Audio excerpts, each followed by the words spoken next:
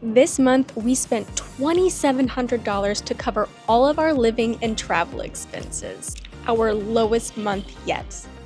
I'm Natalie Murray, and on my channel, Murray Out of Office, I document what it's like to take a career break midlife. And that includes sharing exactly what we spend every month. Now, you might be wondering, Natalie, why are you putting your business all out on the internet for others to see? And quite simply, it's because I want to be transparent.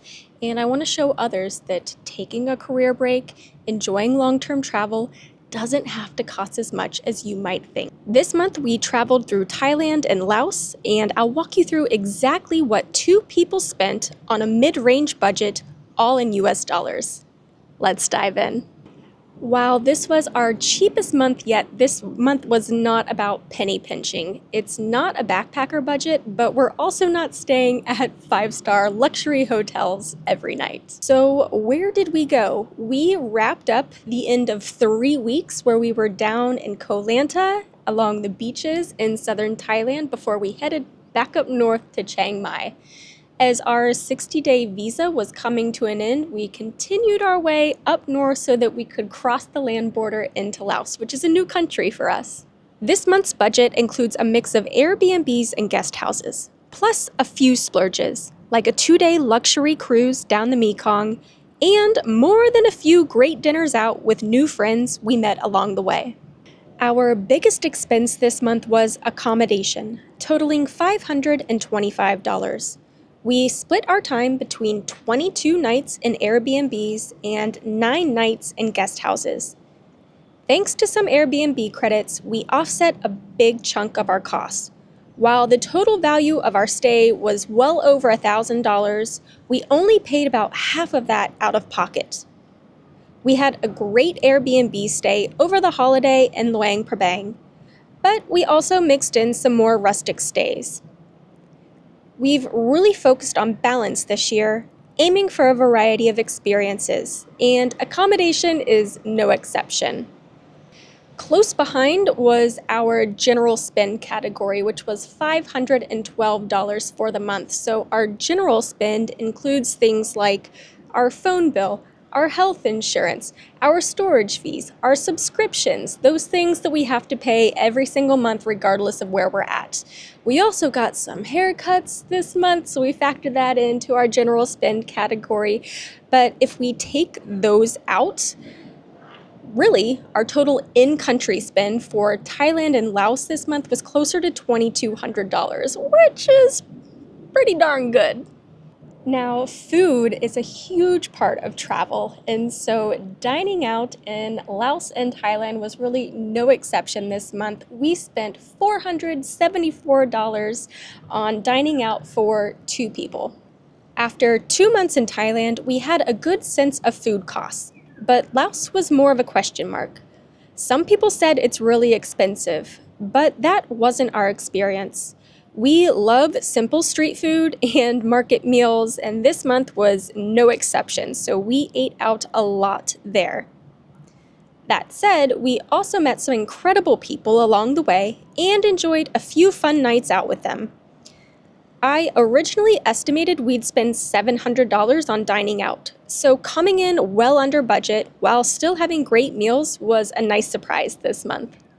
While we covered a lot of ground this month, the way that we traveled and moved around really started to shift. So this month we spent $372 on all of our transportation costs, and the bulk of that was a flight getting us from Krabi back up north to Chiang Mai.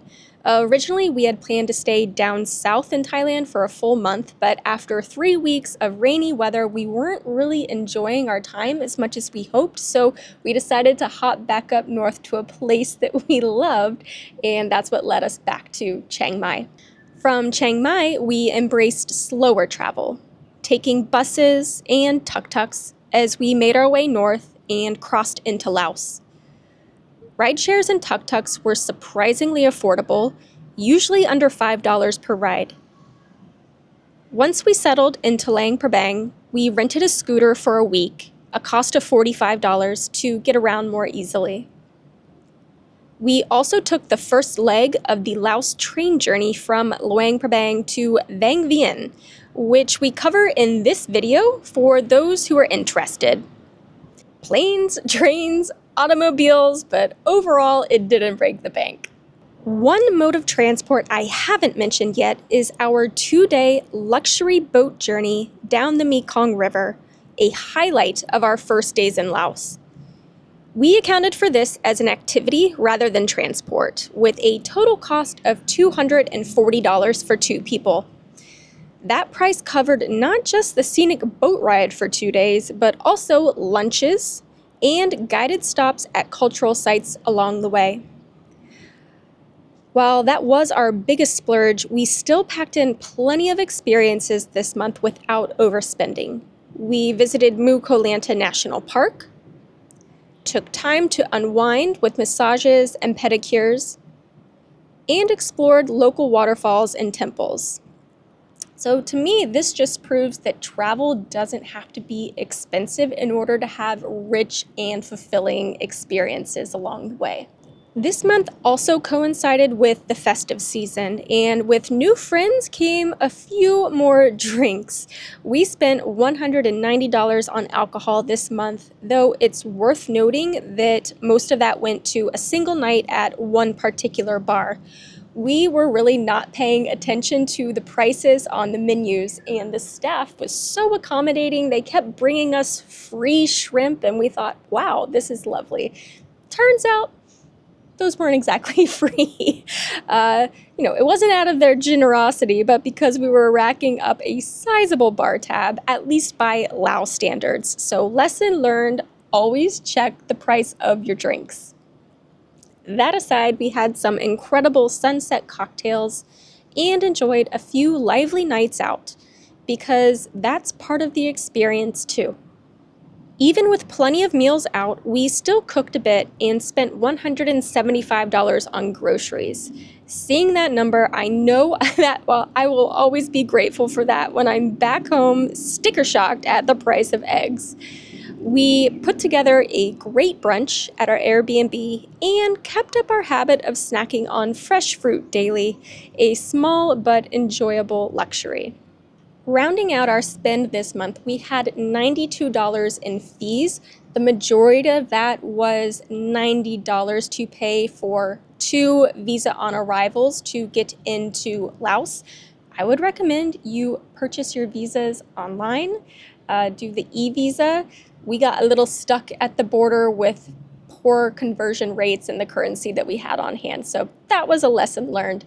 We did also do a little bit of shopping. We picked up a handmade scarf, this handmade scarf to be exact, during the 2-day slow boat journey. It was just really nice to support a local vendor. And then we also did pick up a few little cables and tech gadgets to help us stay more connected as we go. While we stayed generally healthy, the smoky air in Luang Prabang left me with a sore throat and a cough, so that led to a pharmacy run. We also stocked up on bug spray, creams, and a few other essentials. Finally, laundry came in at $7. This is a bargain considering we dropped off our clothes and got them back washed, dried, and folded the next day. Talk about living large.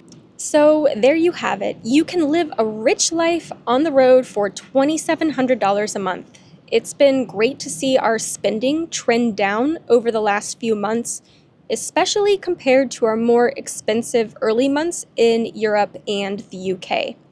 To date, we've spent $28,700 during the first 6.5 months of our year away. And some of you may recall that we had a target to spend approximately $50,000 for the whole year. Now that was a target, it was arbitrary. We might make it, we might not. But what has been really insightful and eye-opening since being here in Southeast Asia is really just learning more about the cost to value ratio that you can have in a place like this. When we compare our total spend so far to what it would have cost us to stay home for a year, just shopping in the bargain aisle and ordering the occasional takeout, it's surprisingly similar. Hopefully this breakdown gives you a clearer picture of what long-term travel really costs and inspires you to think about taking your own career break or long-term travel down the road. If you have any questions about what I shared today, you want more information on cost breakdown, please reach out in the comments. Look forward to hearing from you. Thanks.